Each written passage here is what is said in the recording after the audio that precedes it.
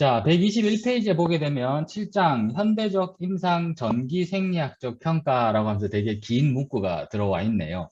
근데 이제 현대적이라는 게 지금 쓰고 있다는 말입니다. 지금 쓰고 있는 전기 진단과 관련돼 있는 검사 도구들이 뭐가 있나라고 하는데 우리 교재에서는 근전도, 뇌파 검사, 신경전도 검사 이렇게 세 가지 정도 다루고 있는데 저는 여기 하나 추가로 피질 유발 전이 검사 이것도 좀 더 추가로 설명을 할 생각입니다. 그래서 우선은 큰 틀을 한번 잡아봅시다. 이 사람이 죽는다는 거는 무엇일까? 라는 질문을 제가 이제 종종 던지는데, 이때 보면은 사람들은 이제 심장이 멈췄을 때 사람은 사망한다라는 표현을 되게 많이 쓰거든요. 그런데 사람이 심장이 멈춰서 사망 선고를 내렸습니다. 그런데 심폐소생술을 했더니 다시 심장이 뛰기 시작해요. 그럼 이 사람은 예수님일까? 부활한 걸까? 뭐 그렇지는 않잖아요. 사람이 죽고 나면 부활한다는 거는 이렇게 거의 뭐 신화적인 영역이니까 부활한다는 건 불가능할 겁니다. 실제로 사망 선고 내릴 때 그 병원 안의 장면을 한번 떠올려 보면 갑자기 띠 소리와 함께 심장이 멈춥니다. 그러면 담당 의사가 달려와 가지고 이 사람은 사망했습니다라고 바로 선고를 내리지 않죠. 심폐소생술을 시작합니다. 그렇게 막 심폐소생술을 할 때 각종 약물도 투약하고 전기 충격을 주기도 하고 심장의 계속적인 이렇게 작동을 도와주기도 하고 그런 일들을 하거든요. 근데 그럴 때 보면 영화나 드라마에서 담당 의사가 막 땀 흘리면서 할 때 옆에 있던 다른 의료진이 아, 이제 됐습니다. 이제 그만하세요 라고 얘기하는 거를 듣습니다. 그게 뭐냐? 심장 펌프질로 인해서 혈액 공급이 뇌로 공급을 가져야 되는데 특정 시간이 지나게 되면 뇌가 영양 공급, 산소 공급을 못 받기 때문에 뇌 신경세포들이 죽습니다. 그때 이제 그 시간을 넘겨서까지 다시 심장이 뛸 수도 있거든요. 근데 그렇게 되게 되면 뇌는 죽어 있는 상태로 심장만 뜁니다. 보면. 그럼 이 사람은 뇌사 상태가 되는 거죠. 우리가 사망했다라고 사망 선고 내릴 때는 뇌에서 신경 전기 활동이 일어나지 않을 때, 더하기 심장이 자발적인 활동 전이가 나타나지 않을 때, 이거 두 개를 합쳐가지고 우리는 사람은 사망했다라고 선고를 내립니다. 구글에다가 alive라는 단어, alive가 보면은 살아있다, 생명, 뭐 생존, 뭐 이런 단어 뜻이잖아요. 그랬을 때 alive 검색해 보면 저런 그림들이 되게 많이 나와요. 해보면은 살아있다는 거는 결국은 저렇게 심전도처럼 두근두근 뛰는 무언가 자발적 활동이 나타나는 거 우리는 살아있다라고 표현을 합니다. 그러면 우리가 앞으로 전기로 진단한다는 것 자체는 저거를 직접적으로 평가한다는 거예요. 굉장히 이거는 파워풀한 검사 도구가 되겠죠, 보면. 그래서 전기 진단이라는 거는 실제 현대의학에서 정말 많이 쓰이고 있고 굉장히 중요한 진단 도구로 사용이 되고 있습니다. 그랬을 때 우리가 전기 진단으로 이렇게 뭔가 커버할 수 있는 영역을 한번 살펴보자면 뇌에서 자발적인 활동 전이가 유발됐습니다. 그러면 그게 뇌에 있는 신경로를 따라서 쭉 내려올 거고요. 척수에 도달합니다. 그리고 척수에 있는 하위 운동신경원인 알파 모터 뉴런의 활동 전이를 만들어내고 그러면 이 알파 모터 뉴런이 활동 전이는 엑손, 우리 말초신경을 따라서 쭉 전달돼서 근육에 도달해서 수축하라라는 명령을 내리고 있습니다. 저런 시스템이 전부 다 정상이 될 때 우리는 지금처럼 자연스럽게 움직이고 이렇게 활동을 할 수 있게 되는 거죠. 그래서 사람은 각각의 영역에 대해서 검사 도구들을 개발해냅니다. 뇌와 척수, 신경로를 포함한 저 구역에 대해서 검사하기 위한 진단법으로 EEG라고 하는 일렉트로 엔세팔로그라피라고 하는 뇌파 검사가 있습니다. 이거는 뇌에서 활동 전이를 검사하는 겁니다. 그 다음에 사진으로 찍어보는 거, PET, CT, fMRI 이런 CT와 MRI 장비들을 통해서 우리는 영상으로 볼 수 있는 영상 진단학 장비도 갖춰놨습니다. 근데 이 대상은 주로 어디냐? 뇌와 척수 이렇게 보면 되겠습니다. 여기에서 우리가 전기 진단으로 바라볼 거는 EEG죠. EEG 이렇게 해당이 됩니다. 그리고 또 다른 구역을 한번 살펴보자면 근육 자체에 대해서 나는 신경이 어떻게 도달하는지 신경 손상이 있는지 없는지 신경 없어. 근육이 잘 움직이는지만 알고 싶어라고 할 때 근육의 활동 변이를 직접적으로 검사하는 방법이 EMG라는 검사 도구를 사용합니다. 일렉트로마이오그래피라고 하는 거죠. 그때 이제 뭐 니들 EMG라고 이 사진에는 있었는데 꼭 니들 필요 없습니다. EMG라는 거고요.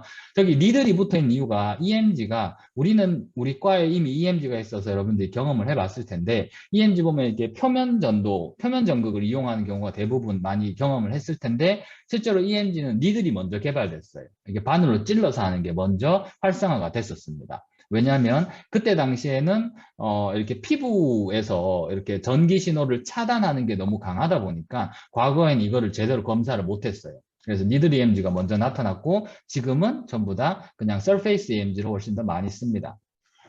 요거를 구분해서 한번 이렇게 살펴보자면 뇌에 대해서 전기 진단을 검사하는 방법이 뇌 전도, 왜 보면 전도된다라고 표현하잖아요. 그럴 때 뇌에서 나타나는 그냥 전기 활성도를 검사하는 방법, 뇌파 검사가 있습니다. EEG. 그 다음에 뇌와 척수와 근육을 모두 다 통틀어서 할 수 있는 검사가 신경이 잘 전도되는가라고 하는 신경전도 검사도 있습니다.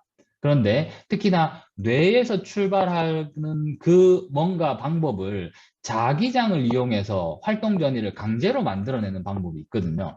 그래서 그 검사법을 갖다가 경 2개, 트랜스라는 거는 뭐 잘랐다, 안에 있다라는 거죠. 잘랐다. 그 다음에 크레니아, 뇌입니다. 그러니까 뇌를 갖다가 안에 있는 거를 마그네틱, 자기장으로 자극을 준다. 스티뮬레이션이라고 표현해서 경두개 자기 자극술이라고 해서 TMS라는 게 있습니다. 우리 교재에 넣는데 제가 TMS를 왜 굳이 설명하느냐? 여러분들 중에 신경계 손상 환자를 치료하는 물리치료사가 되는 경우들이 있을 텐데 TMS 결과는 모든 대학병원에 다 솜노트에 적혀 있습니다. 근데 볼 줄 몰라요. 물리치료사들이. 이게 되게 좀 안타까운 일이거든요. 근데 이게 정말 파워풀한 검사 도구이기 때문에 알아야 됩니다. 그 다음에 말초신경과 근육을 둘 다 동시에 검사할 수 있는 방법이 신경전도 검사라고 하는 게 있고요. 그 다음에 마지막으로 근육만 딱 떼서 하는 거 EMG라고 하는 검사 도구들이 있습니다. 우리가 이제 앞으로 공부하게 될 4가지에 해당하는 최신의 저런 검사 도구 장비들이 일단은 저런 큰 틀을 가지고 분류되어 있다는 거 한번 기억들 해두고요. 물리치료사로서 직접 검사를 시행할 수도 있어요, 사실은. 우리 뭐 EMG 학과에서 다들 하잖아요. 크게 어렵지 않습니다. 근데 내가 검사를 직접 시행할 시간이 없죠. 치료사들 같은 경우는 치료하느라 바쁘니까. 그러면 이 파워풀한 검사 결과를 해석할 수는 있어야 됩니다. 의료진으로서 당연히 해석할 수 있어야 돼요. 그래서 우리 해석하는 위주로 한번 공부를 잘 해보도록 합시다. 오늘. 자, 한 장 넘겨보게 되면 122페이지라고 하면서 개요 나오는 거는 방금 제가 뭐 이렇게 설명을 했고요. 2번에 보면 근전도 검사라고 나옵니다. 근전도 검사. 그래서 EMG에 대해서 한번 살펴볼 텐데 요거는 여러분들하고 동영상을 먼저 한번 살펴보고 그리고 제가 좀 설명을 하도록 하겠습니다. 근전도의 구성에서 우리 이제 여러 가지 장비들 중에 특히나 여파장치 우리 수업했던 거 잊지 말고 기억을 해주기 바랍니다. 여파장치는 앞으로 올라가는 영상에 좀 빠질 것 같아요. 제가 그때 녹화를 안 해가지고 여러분들 여파장치만은 알아서 정리를 좀 해보기를 바랍니다.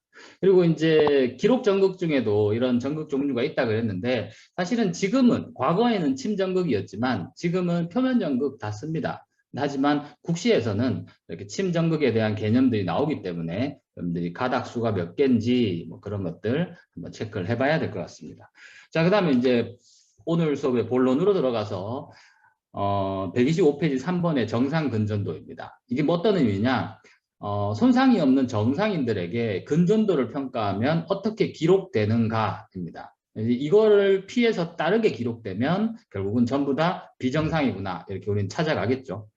제일 첫 번째 1번 개요는 넘어가고요. 2번에 보게 되면 안정시 정상 근전도라고 해가지고 환자는 수축하지 않는 상태, 가만히 있을 때입니다. 그러면 가만히 있을 때는 당연히 기록이 안 돼야 될 텐데 여러분들 126페이지 한 장 넘겨보면 그림 7.7번에 안정시의 정상 근전도라고 해도 일직선 0으로 쭉 가는 게 아니고 약간의 그런 지글지글한 그런 근전도가 기록이 됩니다. 그건 왜 그러냐면 우리는 힘을 빼고 가만히 있는다 하더라도 자세 근긴장도가 활성 변이가 일어나기 때문에 그런 것들이 기록이 됩니다. 그 다음에 두 번째로 1번에 보면 삽입활동이라고 되어져 있는데, 삽입활동이라는 거는 이게 미들 EMG, 침 전극으로 할 때 이야기거든요. 이게 바늘을 찌른다 라고 하는데, 바늘을 찌를 때 굉장히 일시적으로 활동 전이가 살짝 유발되는 게 있습니다. 얘들 특징 같은 경우에는 유지 시간, 활동 전이의 유지 시간이 10에서 20ms 정도 되고요. 진폭은 100 마이크로볼트 미만 정도 됩니다. 굉장히 작습니다. 정상 같은 경우에는 미리볼트 단위거든요. 근데 이런 것들이 왜 나타나느냐? 근육 손상 때문에 나타난다라고 합니다. 여기서 나오는 수치는 사실은 외울 필요는 저는 없다고 생각합니다. 이게 정상 알고 있으면 정상보다 작다 이렇게 기억해 두면 될 거고요. 근데 단 왜 나타나는지는 기억을 해둬야 됩니다. 근육 손상 때문에 활동 전이가 유발된다 이렇게 기억을 해주면 되겠고요. 중요한 건 이겁니다. 수위 수축 시, 우리 127페이지에 근육 수축 시의 정상 근전도는 무엇인가 이거든요. 그러니까 이거는 EMG 붙여놓고 사람들한테 움직여 보세요라고 얘기합니다. 그런데 최소 수축이라는 거는 연축을 뜻합니다. 연축. 한번 툭 움직여 보세요. 이렇게 한번 툭 움직여 보세요라고 하면 이거의 특징적인 근전도의 모습은 2상 또는 3상으로 표현됩니다.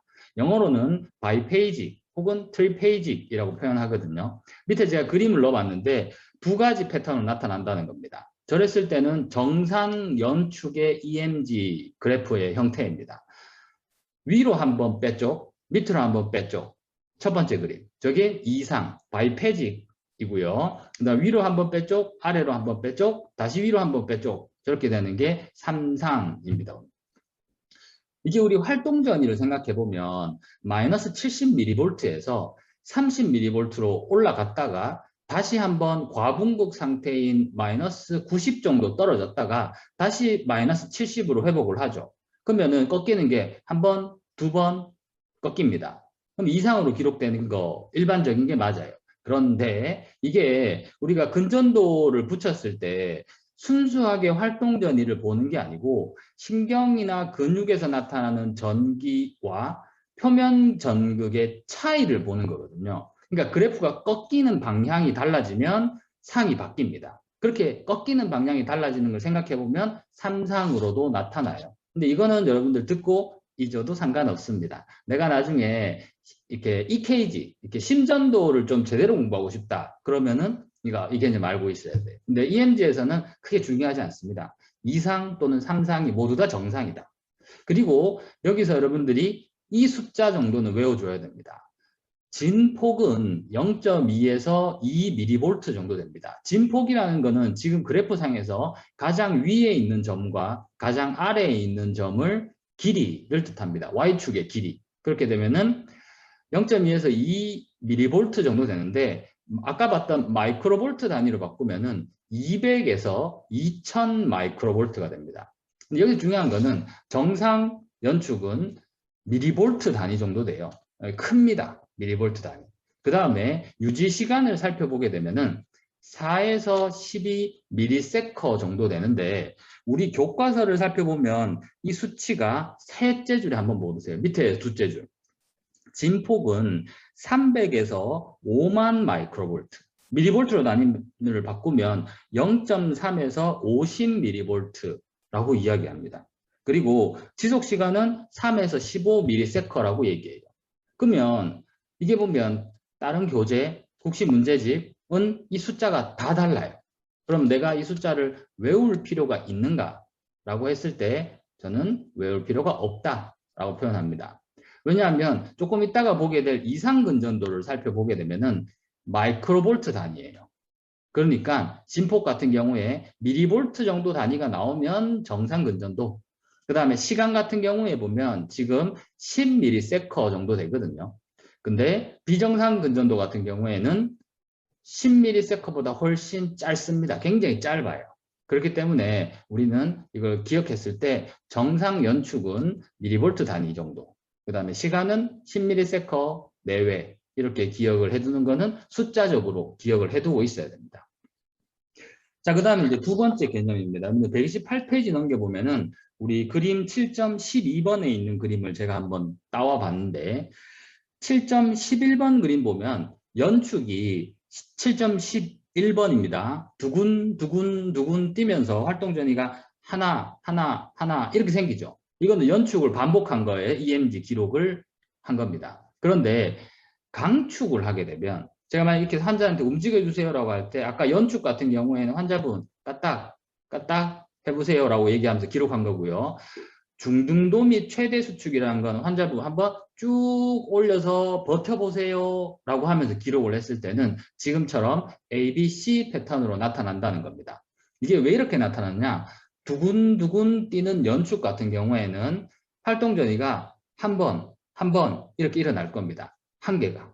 그런데 중등도 및 최대 수축을 하게 되면은 여러 개의 활동전이가 동시에 발생이 될 겁니다. 그러면 하나의 활동 전이가 10mV예요. 예를 들어서. 근데 두 개의 활동 전이가 동일한 시간에 한꺼번에 발생되면 이거는 EMG 기록상으로는 20mV로 발생됩니다. 이게 간섭화 형태라는 말이에요. 하나는 10이지만 두 개가 같이 올라가 버리게 되면 두 배로 올라갑니다. 그래서 A, B, C 같이 점점점 강도가 세어지게 되면 활동 전이가 간섭화 형태로 나타나면서 진폭이 커진다 라는 개념으로 기억을 해두면 되겠습니다. 이 진폭이 어디까지 커질 거냐, 유지시간은 얼마냐, 이거는 외울 필요도 없고 중요하지도 않습니다. 정상 연축보다 그냥 커진다. 유지시간은 당연히 길어진다. 근데 이거 얼마까지 길어질 거냐, 자기가 움직이는 것만큼 길어지는 겁니다. 그래서 큰 의미가 없고 이렇게 확인을 해주면 되겠습니다. 자, 그 다음에 여러분들 요거 한번 잘 생각해 보세요. 탈신경 후 근육의 변화, 우리 교재에는 없습니다. 근데 이제 이상근전도가 왜 그렇게 나타나는지에 대한 생리학적 설명입니다. 우리가 앞에서 배웠을 때, 지금 앞에 내용 아닙니다. 탈신경이 되고 나면 신경의 변성이 나타나고 신경이 사라진 거를 우리는 탈신경근이라고 표현합니다. 탈신경근이 되면 더 이상 자극이 없기 때문에 근육도 변성이 되고 더 이상 수축을 하지 않는 죽은 근육세포로 바뀌게 됩니다. 이거는 나쁜 경우예요. 그런데 우리 몸에서 나쁜 경우만 있는 건 아니거든요. 그러면 좋은 경우를 한번 살펴봅시다. 회복, 리커버리는 어떻게 되는가? 탈신경근이 되어졌습니다. 자극이 사라져요. 그러면 근육이 이제 탈신경근이 된 거죠. 그럼 더 이상 자극이 도달하지 않습니다. 그럼 여기서 이제 두 갈래로 나눠집니다. 이 근육이 퇴화해서 없어질 것인가, 회복할 것인가인데, 회복하는 방식은 근육세포가 과민성 상태로 바뀝니다. 이거를 영어로는 hypersensitivity라고 표현을 써요. 이게 우리 리커버리 기준에서 굉장히 중요한 겁니다. 근육세포가 자극이 없으면 의미가 없는 세포가 되고요. 그러면 사라지게 됩니다. 근데 근육세포는 사라지지 않으려고 몸부림을 치는 겁니다. 어떤 일이 벌어지느냐? 자기 근육세포 근막에 아세틸콜린 수용체를 굉장히 많이 만들어냅니다. 이게 어떻게든 조금이라도 자극을 전달받기 위해서 여러 가지의 아세틸콜린 수용체를 온 자기 근육세포 주변에 다 만들어냅니다. 그러면 원래 같은 경우에는 신경이 만나는 연접부에만 아세틸콜린 리셉터가 있는데 리셉터가 주변 세포로 확 많아지면서 다른 찌꺼기 아세틸콜린에 반응을 하기 시작합니다. 옆에 있던 모터 유닛에 찌꺼기 아세틸콜린을 지가 흡수해가지고 작은 수축이라도 하는 거예요. 그러면 이 근육세포는 사라지지 않습니다. 주변 신경에서 나오는 그 리셉터를 계속 받아들이다 보면 그쪽에 아세틸콜린 리셉터는 더 많아지고요. 이제 불필요한 리셉터는 또 사라집니다. 그러면 신경세포는 또 어떤 일을 하느냐? 자기 아세틸콜린을 자꾸 받아들이는 부분으로 덴드라이트 가지를 뻗어나가요. 그리고 재생을 시작합니다. 그러면 이 근육은 다시 정상 지배근이 되는 거죠. 그런데 손상 후에 이렇게 되게 되면 재생했던 이 엑손의 모터 유닛의 수는 커지죠. 이 덩어리가 커집니다. 좀 둔해집니다. 그러니까 우리가 이제 근육 손상 후에 근육에 뭔가 밸런스가 깨어진다, 발목 삐고 나면 이거 밸런스 잡아야 된다, 이렇게 표현한 이유가 이것 때문에 그래요. 신경이 손상받았을 경우에 이런 방식으로 회복을 하거든요. 그러면 이상근전도는 무엇을 체크하느냐? 근육에 하이퍼센시티비티가 있는가 없는가를 체크하는 겁니다. 그러면 하이퍼센시티비 상황에서는 결론적으로는 EMG 기록상 작은 근전도만 기록이 되겠죠. 그러면 이제 이게 어떻게 나오는지 한번 살펴보도록 하겠습니다. 우리 교재로 따지면 129페이지 근전도 비정상이고요. 우리 책 분류가 저는 좀 마음에 안 듭니다. 1, 2, 3번 같은 경우에 여러분들 위에다 소제목을 달아주세요. 휴식 시 이상 근전도. 그러니까 사람이 수축하지 않았을 때 나타나는 근전도 반응 1, 2, 3번입니다. 첫 번째가 세동전이, 한글 용어로는 잔떨림 전이 닿습니다. 영어로는 fibrillation potential이라고 표현하고요. 이게 나타나는 건 어떤 거냐? 이완된 근육에서. 그러니까 사람은 수축하려고 하지 않습니다. 근데 나타나는 자발 활동이다. 근육이 지 혼자 수축하는 거예요. 이런 반응이 나타나면 우리는 뭐라고 해석하느냐? 아, 지금 이 사람 몸은 탈신경이 되었구나. 그리고 하위 운동신경의 장애구나. 이게 결국은 탈신경이죠. 그 다음에 근위영양증, 근육에 좀 이상이 있구나라고 판단을 내리기도 합니다. 요거의 진폭과 시간 잘 살펴보면 20에서 200 마이크로볼트 정도 됩니다. 아까 전에 제가 진폭 같은 경우에 정상 수축, 연축 같은 경우에 미리볼트 단위 외우라 그랬잖아요. 그러니까 마이크로볼트 단위예요. 유지 시간 정상 같은 경우에는 10ms 정도 됐습니다. 근데 0.5에서 2ms 굉장히 짧습니다. 그리고 이거는 주로 언제 나타나느냐? 신경 손상 후에 1에서 3주 이후에 나타납니다. 왜 그러냐? 우리 앞에서 배웠죠? 신경이 다치고 나면 신경이 변성되어서 탈신경이 되기까지 한 10일에서 14일 정도 걸린다는 겁니다. 그러고 나서 근세포가 하이퍼센시티비티로 변신을 해야 되니까 한 3주 정도까지 걸린다는 겁니다. 그 이후에 나타난다는 겁니다. 그래서 마지막에 있는 거는 사실 이건 지금 의미 없습니다. 과거에 근전도 같은 경우에 이게 이제 그 영화 같은 데 보면은 이렇게 뇌파 같은 거 이렇게 해놓고 지직 하면서 종이 쭉 나오면서 계속 이렇게 뭔가 이렇게 막 바늘이 움직이면서 기록을 하잖아요. 과거에 EMG가 처음 나왔던 시절에는 모니터가 없던 시절이었어요. 그래픽으로 할 수 있는 시절이 아니었습니다. 그러다 보니까 그렇게 프린트 아웃을 해서 계속 확인하는데 그러면 너무 이렇게 종이 낭비가 심하니까 스피커를 연결해서 소리 듣다가 이상 반응 나오면 종이로 출력해서 찍 찢어가지고 차팅지에 꽂아 놓던 시절이 있었거든요. 굉장히 옛날이겠죠. 저도 안 써봤습니다. 이럴 때 스피커 소리가 달걀 튀길 때 함석 지붕 소리가 난다라고, 함석 지붕에 비 내리는 소리가 난다고 하는데, 왜냐하면 나는 가만히 있으면 원래는 소리가 안 나고 조용할 겁니다. 근데 전기가 툭 흐르면 이 시그널이 소리로 바뀌면 틱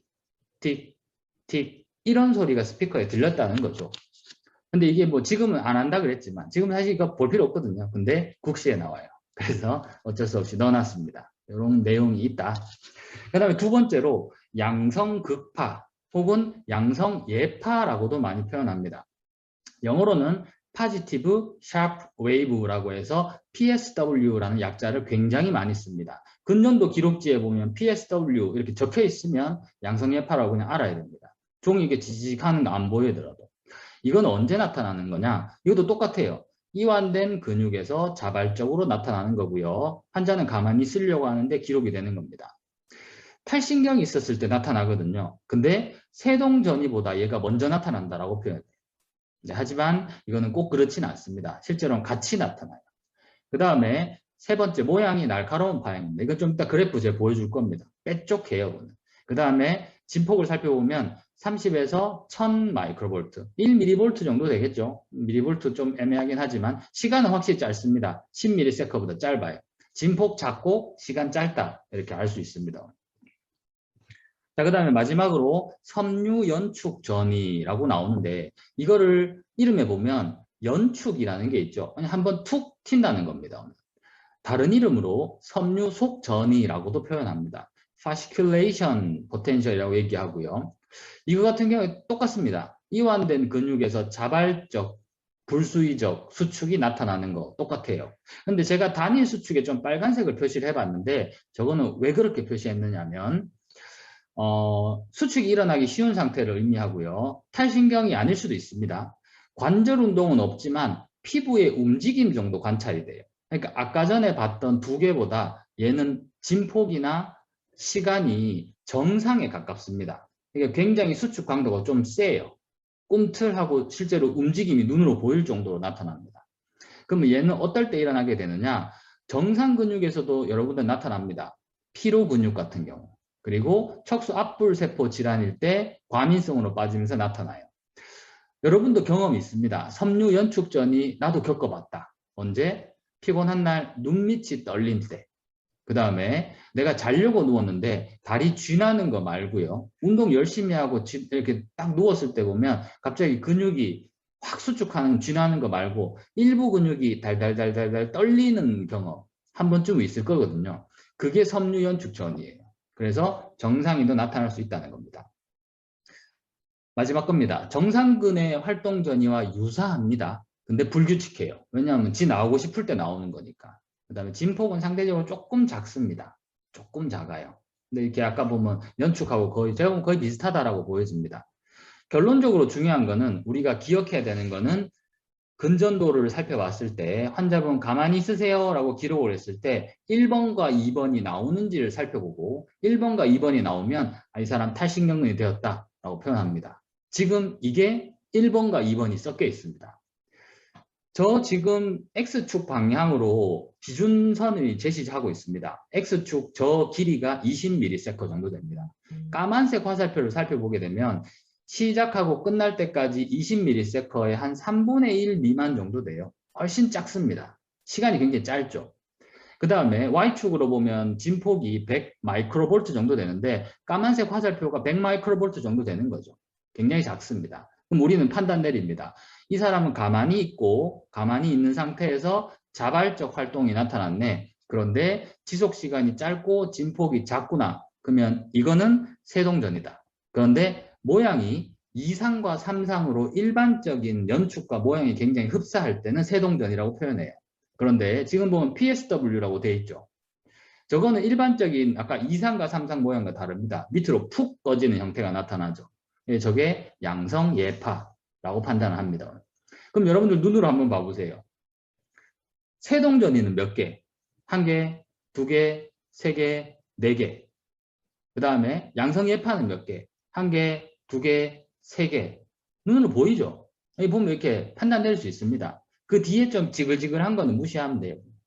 그러면 이런 사람이 만약에 내 환자로 왔다. 그럼 뭐라고 판단 내리느냐? 탈신경이구나 라고 판단 내리는 겁니다. 발목 삐끗한 거 정도는 이 정도 안 나타나고 교통사고가 났다. 도시플렉션에 마비가 있다. 그럴 때 신경이 살아있는지 죽었는지 되게 궁금할 때 EMG 기록 딱 보는 겁니다.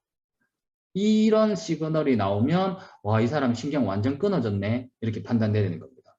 안면 마비 환자가 왔다. 얼굴에 근전도 해봅니다. 그랬을 때 이 기록지가 나오면 와, 이 사람 신경이 완전히 탈신경되었네. 회복하는데 시간이 좀 오래 걸리겠다. 뭐 이런 식으로 판단 내리는 겁니다.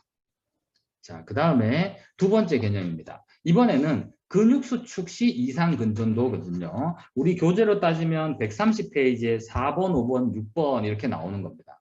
그런데 이거는 이제 환자한테 움직여 보세요라고 얘기했을 때 나타나는 근전도인데 원래 이렇게 세 개로 구분하지 않고요. 신경원성 파형 혹은 근육원성 파형이라고 구분합니다.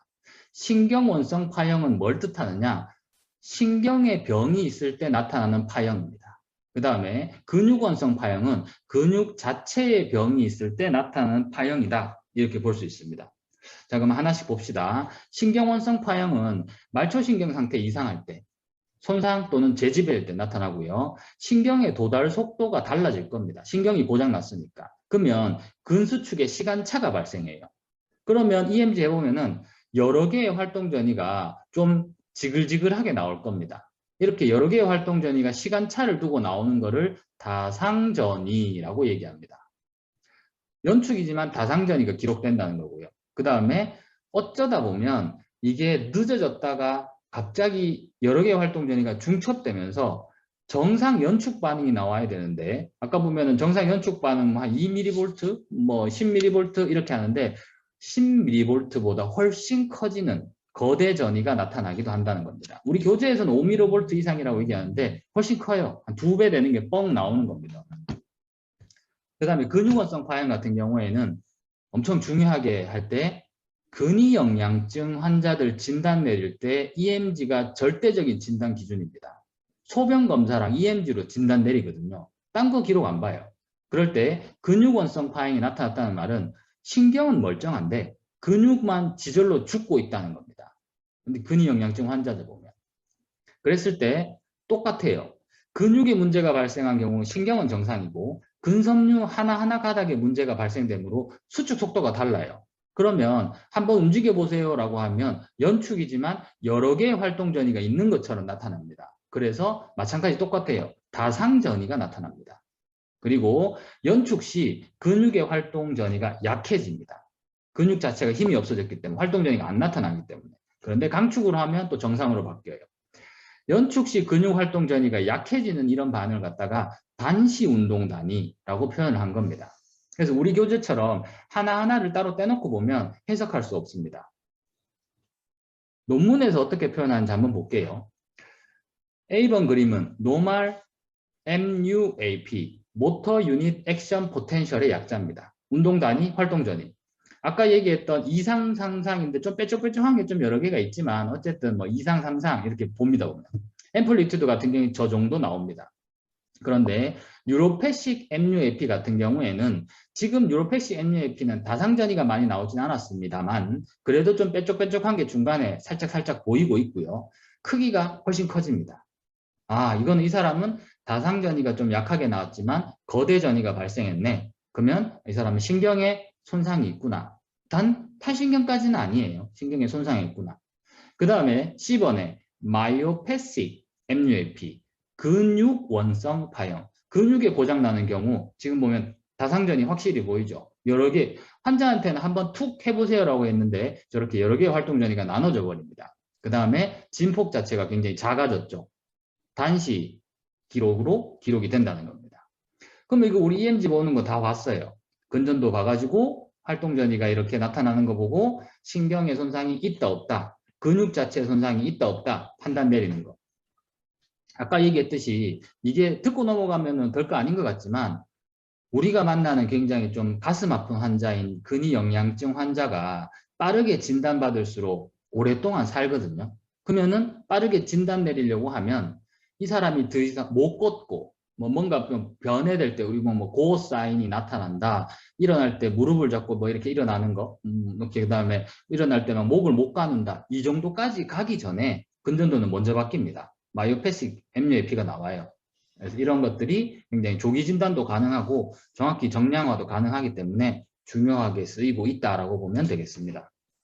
자, 그 다음에 이제 두 번째입니다. 132페이지고요. 뇌파인데 뭐 여러분들은 제가 수업 때 얘기했는지 모르겠는데 제가 원래 박사학위 받고 제가 연구 분야에서 가장 좀 심층적으로 남들보다 좀 잘한다. 이게 원래는 뉴로사이언스거든요. 저는 브레인 연구했던 사람입니다.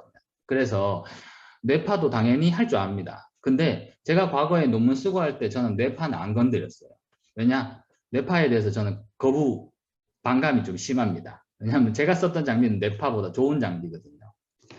왜 제가 거부감을 갖게 됐냐면 우리가 배우는, 여러분 뒤에 배울 겁니다. 뇌파를 놓고 봤을 때 알파파, 베타파, 세타 뭐 이렇게 하면서 헤르츠 단위로 아 이거는 이완 상태야, 이거는 명상이야, 이거는 스트레스 받는 거야 뭐 이렇게 이야기하는데 사실은 뇌라는 거는 각각의 구역이 훨씬 더 중요합니다.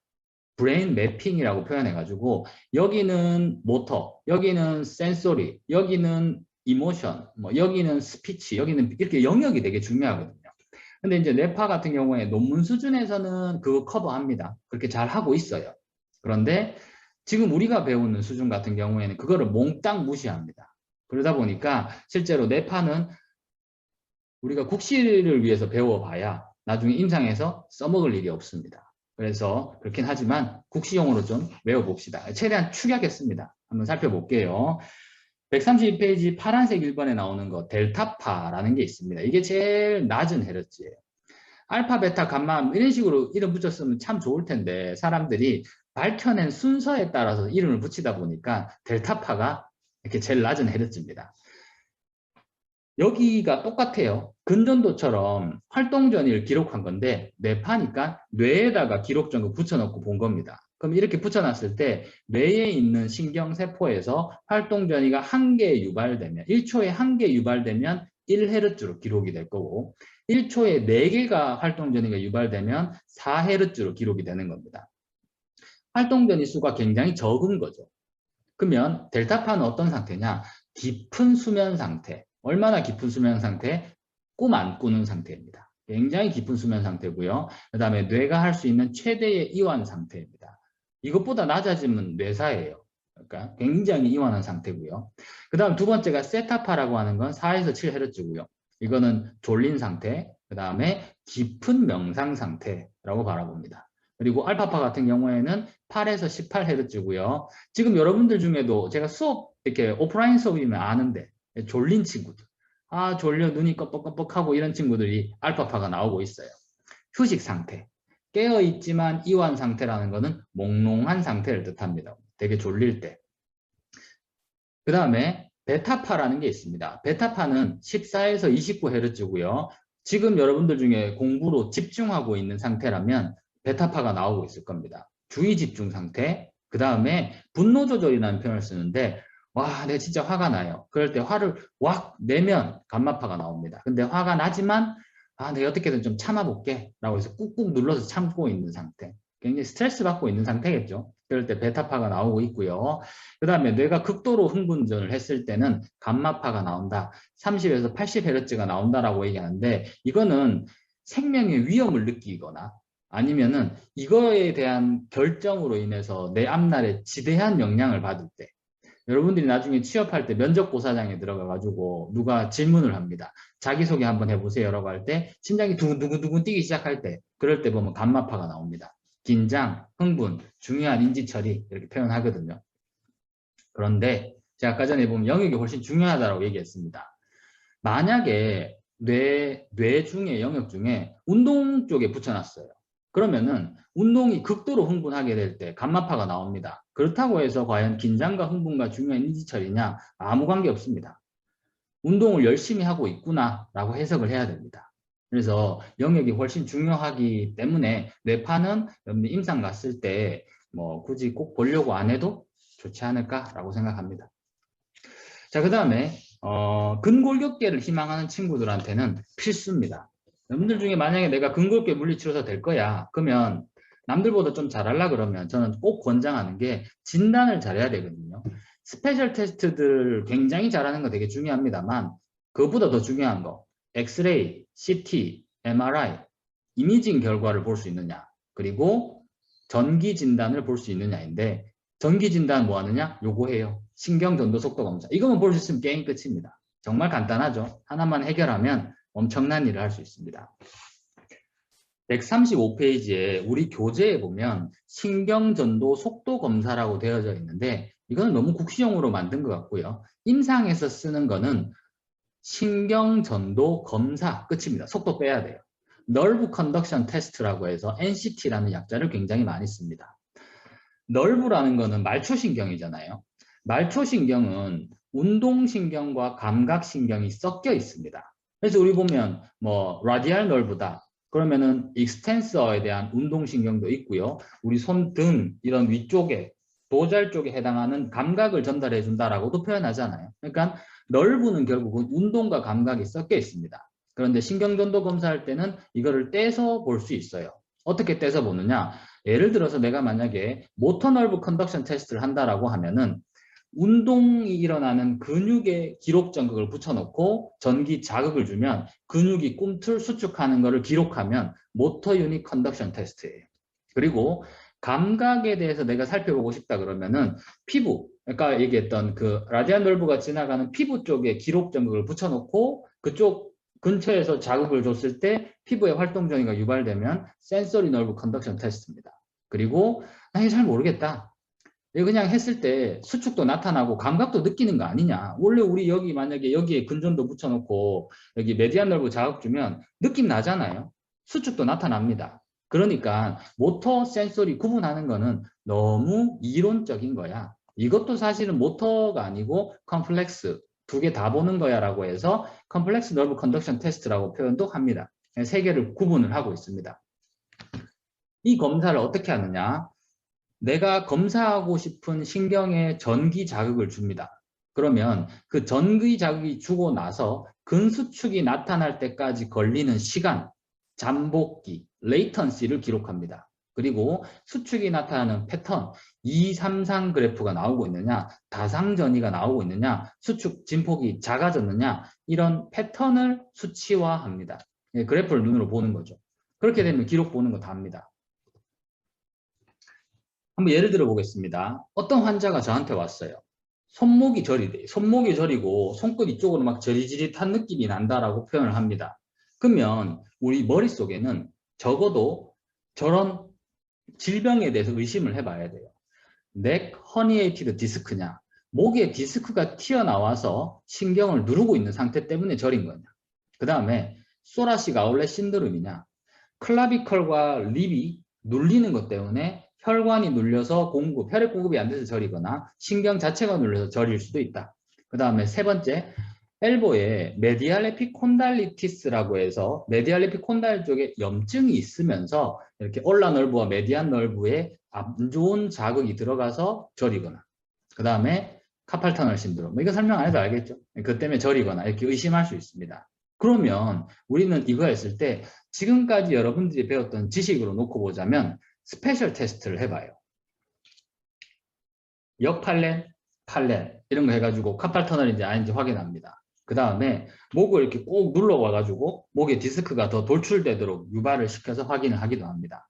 소라식 아울렛 신드롬, 이렇게 팔 꺾어가지고 뒤로 잡아당기면서 눌리는 걸 더 자극 줘서 저림 발생이 더 심화되냐 안 되냐에 대해서 확인을 합니다.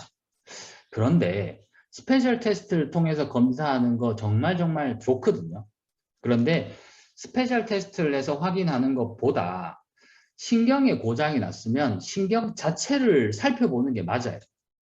뇌졸중 환자가 뇌가 손상을 받았으면 MMT 해가지고 마비 정도를 보는 것도 기능적으로 되게 중요합니다만 뇌출혈이 어디가 발생됐는지 뇌 사진을 보는 게 훨씬 더 중요하거든요. 훨씬 더라고 표현하면 좀 물리치료사들한테 미안하긴 한데 되게 중요한 의미를 가집니다. 이렇게 고민이 될 때 신경전도 검사하면 깔끔하게 해결됩니다. 자, 한번 살펴보겠습니다.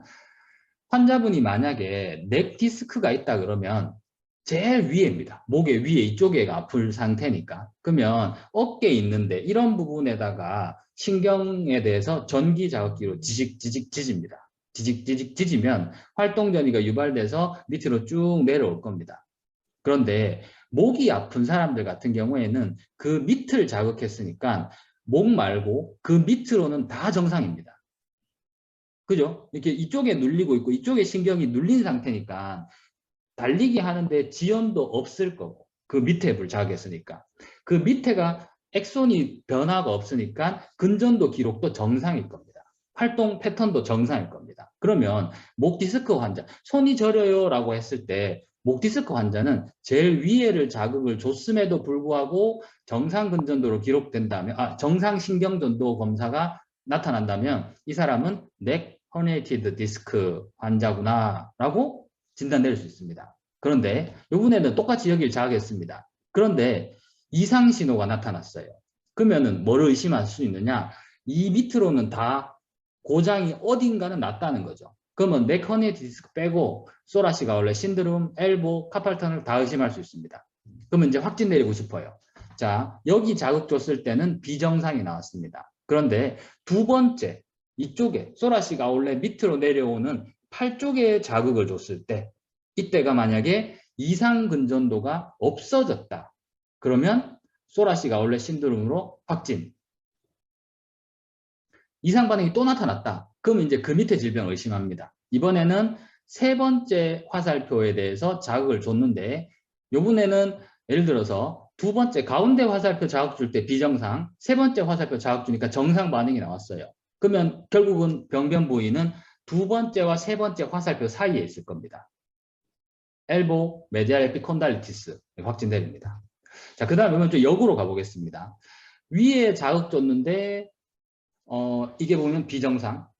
그 다음에 여기 자극 줬는데 비정상. 여기 자극 줬는데 다 비정상이 나왔어요. 그러면 남아있는 거는 손목 부위밖에 없죠.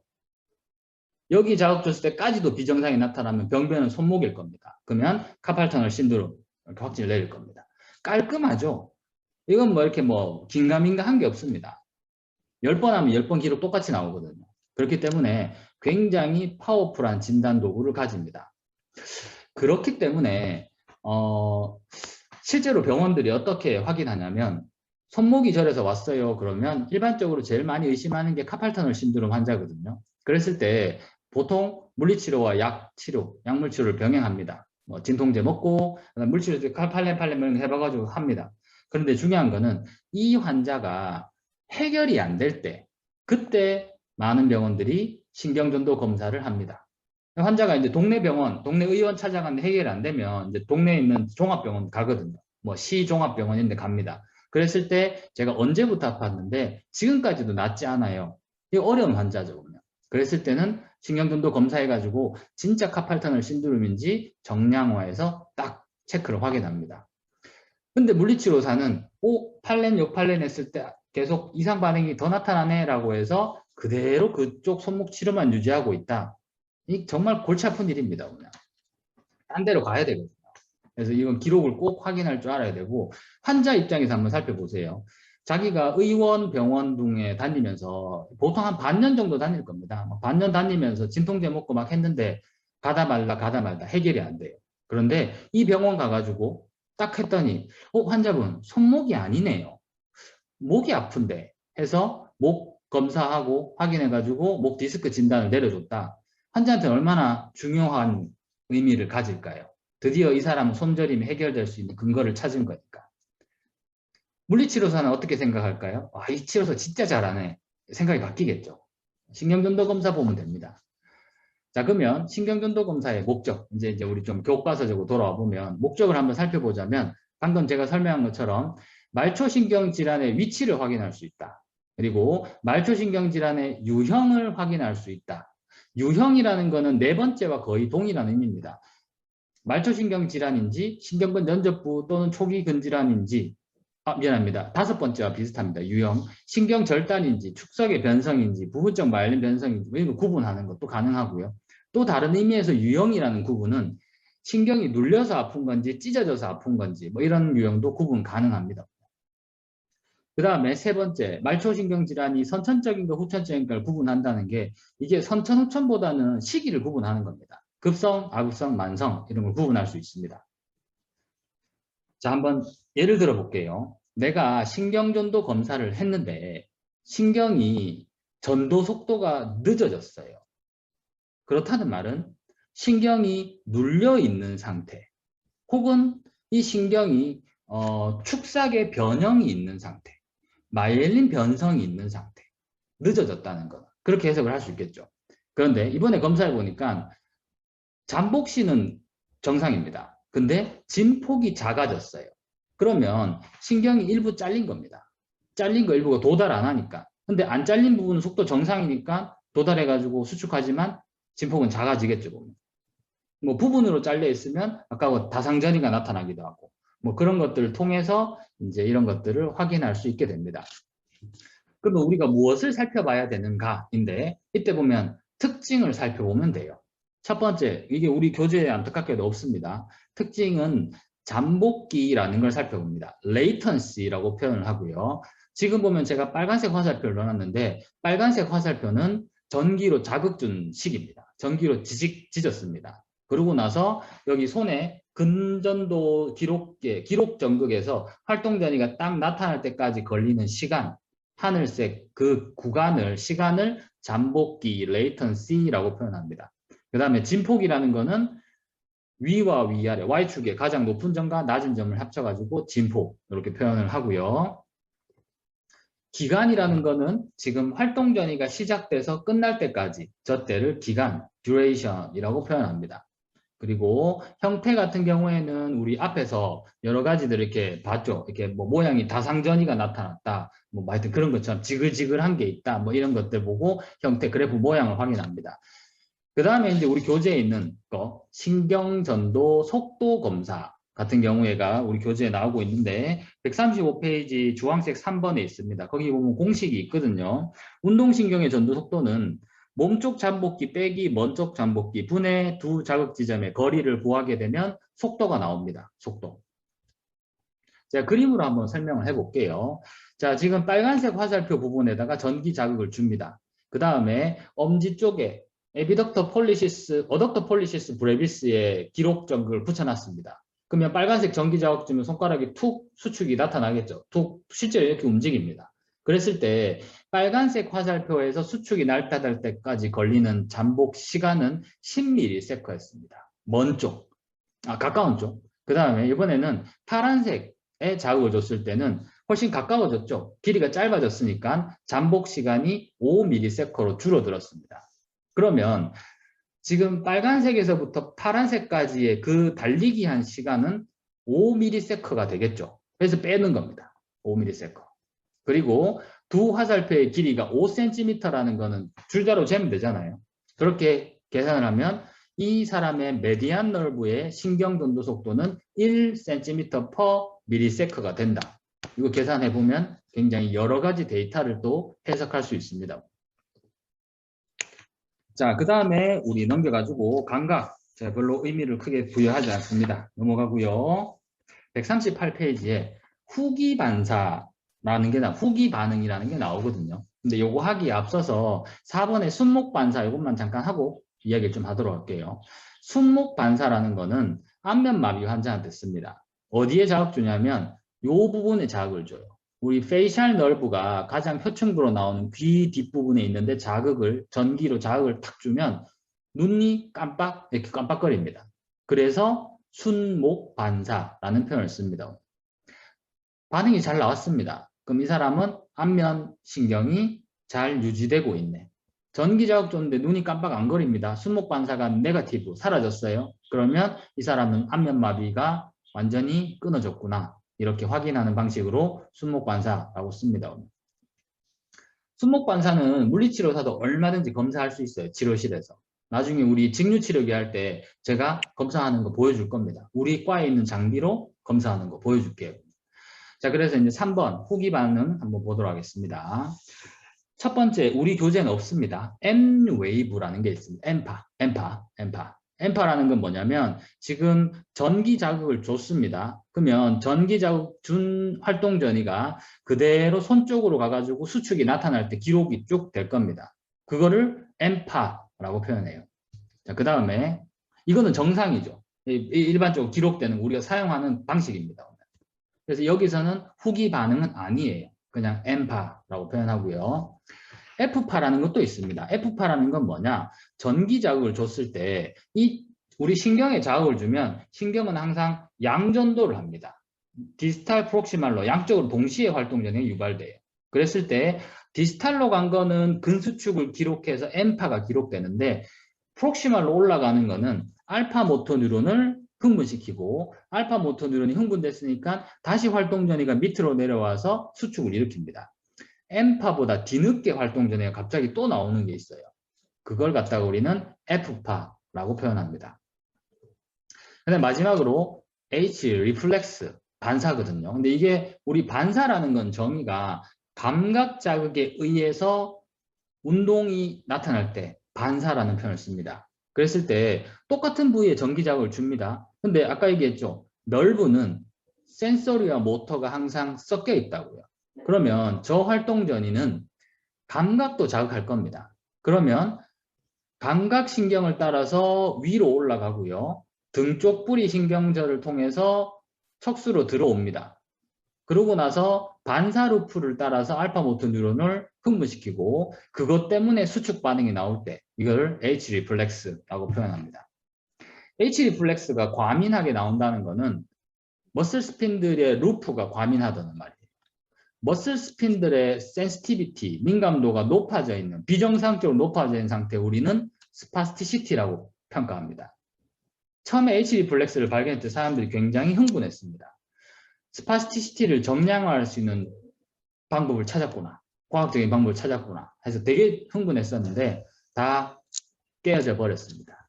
왜냐하면 이게 보면 예를 들어서 10번 하면 10번 똑같은 반응이 나와주면 좋은데 환자들이 그렇게 안 나와요. 그러다 보니까 지금 H 리플렉스를 통해서 스파스티티의 과민도 이런 걸 진단 내릴 때 같은 경우에는 수백 번에서 1000번 정도 해서 기록이 똑같이 나오면은 정량화했다라고 인정해 줍니다. 논문에서.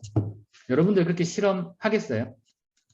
안 합니다. 그래서 이건 지금 거의 쓰지 않고 개념적으로 됩니다. 근데 하지만 이게 되게 국시에서는 중요하게 생각합니다. 이렇게 세 가지를 기록하는 거 되게 중요하게 생각하고요. 시간은 조금 넘었는데 우리 교재에는 없습니다. 교재는 없지만 제가 한번 이렇게 빠르게 이거 꼭 전달하고 싶은 부분이 있어서 한 10분 정도 하면 되거든요. 금방 하고 좀 쉬는 시간을 가지도록 할게요. 피질 유발 전이 검사라는 게 있는데 이거는 신경계 손상, 신경계 물리치료를 하고 싶다. 나는 소아 물리치료 하고 싶다라는 친구들이 있으면 필수적으로 알고 있어야 됩니다. 피질 유발 전이 검사. 자, 이거는 어떻게 하는 건지 한번 살펴볼게요. 우선은 유발 전이 검사라고 해서 이보크 포텐셜이라고 하는데 아까 신경전도 검사랑 똑같습니다. 신경전도 검사는 전기로 말초신경 자극하는 거잖아요. 근데 뇌를 자극할 때는 전기로 자극을 줘봐야 스컬이 막아버려요. 뼈가 막아버립니다. 전기를 차단해버립니다. 그래서 유발을 시킬 때 자기장으로 유발시켜요. 마그네틱으로 유발합니다. 이게 아까 했던 신경전도 검사랑 유일한 차이점인 것 같아요. 뇌의 부위에 따라서 기록할 수 있는 게 여러 가지가 있습니다. 시각도 확인할 수 있고 청각, 감각, 운동 다 확인할 수 있거든요. 내가 만약에 성인 신경계 하고 싶다 그러면은 운동 유발 전이를 잘 봐주면 되고요. 소아 물리치료 하고 싶다 그러면 시각, 청각, 운동 세 가지를 다 잘 확인을 좀 해주면 좋겠습니다. 왜냐하면 갓난아기들이 태어나가지고 발달 지연 때문에 우리 물리치료사들이 열심히 자극을 줍니다. 그때 보면 감각 자극을 이용해서 운동을 이끌어내요. 그랬을 때 치료사는 보통 아이가 이렇게 누워있으면 고개 돌리기 시키려고 막 박수칩니다. 아니면 반짝반짝 불빛으로 여기 보세요, 여기 봐라 하면서 이렇게 장난감으로 유도를 합니다. 그럴 때 만약에 이 아이가 시각에 문제가 있는 아이라면 시각 자극 의미가 없습니다. 청각에 문제가 있는 아이라면은 소리로 박수치는 거, 띠릭띠릭 음악 나오는 거 아무 의미가 없어져 버립니다. 근데 갓난아기한테 시력 검사할 수 있을까요? 눈 가리면서 이거 번호 몇 번이지? 7번, 8번. 숫자는 모르니까 그림으로 야 이거 비행기, 자동차 안 되죠. 시력 검사 안 됩니다. 청각 검사. 귀마개 이렇게 씌워놓고 이렇게 헤드폰 씌워놓고 여기서 띠 소리 나면 오른손 드세요. 뭐 왼손 드세요. 뭐 이런 거 검사 불가능합니다. 어린아이들이 그런 시각에 문제 있거나 청각에 문제가 있는가를 확인할 때 VP, AEP를 확인해 보면 됩니다. 이거 확인하는 방법 되게 쉬워요. 시각이나 청각에 문제가 있는 애들 같은 경우에는 반응 없음이라고 적혀 있습니다. 그럼 그게 다 끝이에요. 영어로 no response라고 적혀 있는 거 확인하면 내가 치료하는 소아가 지금 눈이 보이지 않는 아이구나 이렇게 알 수 있습니다. 물론 맹인이라는 말은 아닙니다. 시간이 지나면 좋아질 가능성이 얼마든지 있습니다. 근데 하지만 지금은 어쨌든 안 보인다는 거기 때문에 그래요. MEP 위주로 제가 한번 설명을 해보도록 할게요. 아까 얘기했듯이 이 이주발 MEP 같은 경우에는 지금 보면은 이렇게 나비 형태의 자극기로 자기장을 꽝 유발시켜가지고 콜텍스 중에 운동신경을 활동 전이를 만들어냅니다. 그리고 밑에 있는 손 쪽에서 혹은 다리 쪽에서 기록 전극의 근수축 기록을 확인합니다. 전체 도식도는 이렇게 되겠죠. 머리를 꽝 자극 줘가지고 밑으로 연결되는 겁니다. 그러면 저기에 관련된 구조물들을 생각해 보세요. 뇌, 콜텍스 정상, 그 다음에 운동신경, 피질 척수로 콜티코스파이널 트랙 정상, 밑에 있는 로우 모터 뉴런 정상, 말초신경 정상, 근육 정상일 때 제대로 기록이 나올 겁니다. 말초신경 손상 환자가 아니라 이 사람은 뇌손상 환자한테 기록을 하는 거기 때문에 이 기록에 뭔가 문제가 있다 그러면은 위에 있는 콜텍스와 그리고 콜티코스파이널 트랙, 운동신경로가 끊어졌다. 이렇게 판단될 수 있겠죠. 그래서 이렇게 확인을 합니다. 검사 보는 거는 쉽습니다. 지금 저런 그래프 확인하면 돼요. 이건 정상입니다. TMS 스티뮬러스라고 되어 있는 게 자기장으로 빵 때릴 때 저기가 출발입니다. 그 다음에 활동 전이가 유발될 때까지 시간을 잠복기, 레이턴시, 진폭, 전도 검사 보는 거랑 똑같죠? 이렇게 보면 됩니다. 실제로 이제 기록 검사하면 이렇게 뚝뚝 하면서 이제 기록이 여러 개가 기록이 되면서 저기 끊어가지고 이렇게 수치로 수치화해 줍니다. 잠복기라는 레이턴시라는 거는 손에는 20에서 30 정도 밀리세컨, 그 다음에 다리는 30에서 40, 이거 적지 마세요. 앰플리튜드 같은 경우에 2600, 다리는 4000 정도 왔다 갔다 하는데 이 수치는 절대적인 수치가 아닙니다. 자기 병원에서 나오는 정상 수치를 꼭 숙지하고 있어야 됩니다. 이게 여러 가지 이렇게 요인이 좀 바뀌어지거든요. 마지막 페이지입니다. 케이스입니다. 제가 치료했던 환자인데 이 사람이 이제 그 뇌출혈이 좀 심하게 왔어요. 뇌출혈이 좀 심하게 와가지고 피 빼고 이렇게 카테터 삽입해가지고 피 빼고 이제 그 NCU에서 여러 가지 한 2주 정도 피 빼고 의식 차렸는데 좀 이렇게 힘이 안 들어가고 너무 상태가 나빠가지고 베드사이드 PT 병실 올라가지고 물리치료 하다가 한 달이 지나고 나서 드디어 병원 물리치료실로 내려온 케이스입니다. 데이터 보게 되면 after 1month 한 달 지나서 처음 왔어요. 근데 저기 보면 지금 처음 만나는 날 이미 검사는 다 합니다. 누워 있어도 이 검사할 수 있거든요. 검사했어요. 근데 이 환자 상태는 침대채로 병실로 치료실로 들어오는 겁니다. 침대채로 들어와 가지고 겨우겨우 ROM 엑서사이즈 하고 있을 때 환자는 의식도 좀 이렇게 명료하지 않은 상태. 출혈이 컸으니까. 그런데 우리가 해서 알 수 있는 거는 ROM 하게 되면 뭐 정상 나오겠죠. 이 사람 이때도 플라시드 타입이었거든요. 그 다음에 MMT 해보면 뭐 거의 올 제로 이렇게 나올 겁니다. 근데 TMS 결과를 살펴보게 되면 이게 내 숫자 모르는데 하지만 잘 보세요. 레이턴시, 잠복기가 오른쪽 에비덕터 폴리시스 같은 경우에는 19.3입니다. 근데 이 사람이 뇌출혈이 오른쪽 뇌로 왔으니까 왼쪽에 마비가 온 거거든요. 그러니까 오른쪽 에비덕터 폴리시스 정상이에요. 그러면 쉽죠. 오른쪽과 비교하면 됩니다. 나 수치 몰라도 아무 상관없어요. 왼쪽에 있는 근육은 no response, 반응이 없었어요. 그러니까 당연히 앰플리튜드도 기록이 되지 않았습니다. 그런 반면에 다리를 살펴보겠습니다. 오른쪽 티비알리스 안테리어 근육에 붙였을 때 레이턴시는 29.0, 왼쪽 다리 같은 경우에는 31.8, 차이 없는 겁니다. 2ms 의미 없어요. 차이 없는 겁니다. 레이턴시 정상, 앰플리튜드 3100이 정상인데 왼쪽 같은 경우 500이 나왔거든요. 근데 이미 여러 가지 논문을 통해서 밝혀놨습니다. 앰플리튜드가 500이 나왔다. 그럼 이 사람은 어디까지 회복할 거냐? 달리기도 할 수 있다라고 나와 있습니다. 그럼 저는 판단 내리죠. 와, 이 사람은 상지는 되게 심하게 데미지를 받았네. 운동신경이 럽처, 끊어졌을 거야. 그렇지만 하지 같은 경우에는 파샬 인저리. 이 사람이 일부 손상을 받았네. 게다가 이 사람의 앰플리튜드는 500이나 나오고 레이턴시는 정상이네. 그럼 제가 이제 판단 내립니다. 와, 이 사람의 지금 다리를 놓고 봤을 때 이 사람은 의식이 깨어나기 시작하는 이 한 달, 치료실에 내려와가지고 이제 말을 하기 시작하는 이 순간이 도달하게 되면 일주일 이내에 발작되게 할 수 있다. 혹은 2주 정도 되기, 10일 정도 되면 당신은 나랑 걸을 수 있습니다. 라고 저는 이야기를 해요. 근데 물론 이 기록만 보고 가지는 않습니다. MRI 사진도 보고 분석 다 해요. 저는 제 나름의 분석 기술을 갖고 있어서 분석을 다 합니다. 그리고 그 환자한테 딱 얘기하면 환자나 보호자나 깜짝 놀라죠. 지금 앉지도 못하고 있는 사람을 갖다가 일주일 뒤에 걷는다고 얘기를 해. 진짜 아무도 잘 안 믿거든요. 환자 보호자들이나 환자들 같은 경우. 근데 이제 상지 같은 경우에는 지금 손가락 까딱까딱하고 뭐 움직이시려 그러면 시간이 좀 필요합니다. 라고 얘기를 하고요. 그러니까 우리 걷는 것부터 집중해가지고 빨리빨리 운동해서 좋아집시다. 라고 해서 치료를 시작합니다. 당연히 이 사람 일주일 뒤에 스탠딩 밸런스 다 잡았고요. 발작되기 시작합니다. 2주 정도 됐을 때 발작되고 절뚝 걸어 다니기 시작해요. 동영상도 있지만 그거는 제가 안 넣습니다. 그러면 여러분 생각해 보세요. 환자에 대한 저에 대한 신뢰, 이거는 뭐 어마어마한 거죠. 보면. 이 사람은 이제 앞으로 저와 같이 뭐 이렇게 흔히들 라포 형성 이렇게 되는데 뭐 제가 뭐 연차가 낮든 나이가 어리든 아무 상관없습니다.